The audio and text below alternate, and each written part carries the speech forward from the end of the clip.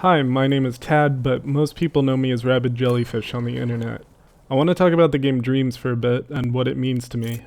If you're out of the loop, which I feel some of my subscribers may be, Dreams is Media Molecule's follow-up to Little Big Planet's Play, Create, Share philosophy, releasing very soon on the PS4.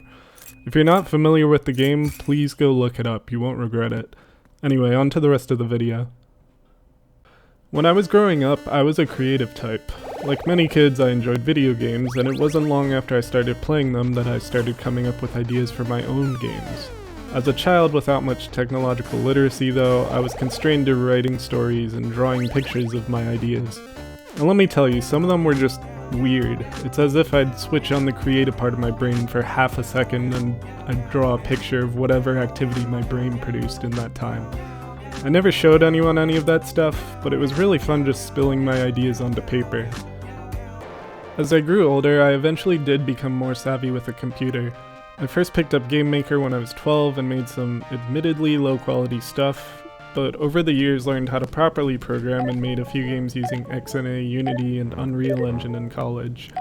I improved my design sensibilities as well and managed to publish a game on Steam with a 96% positive rating. All that was fun and fulfilling, but at the same time as I developed my skills with these tools, I felt I was losing that raw creative part of myself I mentioned before.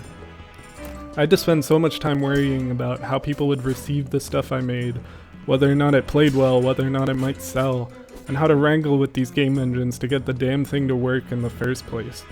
Not to mention I grew up, got a job as a software engineer, and now have to dedicate all my time and brain energy to that. Occasionally though, I would still come up with these weird ideas, and sometimes I would sit down and try to prototype them, but it takes so long to do anything using Unity or Unreal that by the time I could get started creating that super weird idea that popped into my head, it was gone. I'd have already convinced myself it was a bad idea to commit time to, and I'd go do something else. Dreams, this magical software that lets you sculpt, paint, animate, compose, program, curate, and publish stuff all in the same package. I've never put so little effort into game development in my life, yet produced so much so fast. Once you learn the basics of the create mode tools, creating and iterating is so quick and freeform that there's just extremely little in the way between you and your creativity. Also, once you've created your idea, you can put it out there immediately for people to play. And again, since creation is so easy, you can really make whatever you want and not have to worry about whether or not your time was invested in a bad way. The creation process is so fun that even making bad ideas is fulfilling. So what does Dreams mean to me? It means I can finally reawaken the creative part of me that I felt died so long ago and start producing weird ideas again. I can make a fashion show game in a universe where everyone T-poses.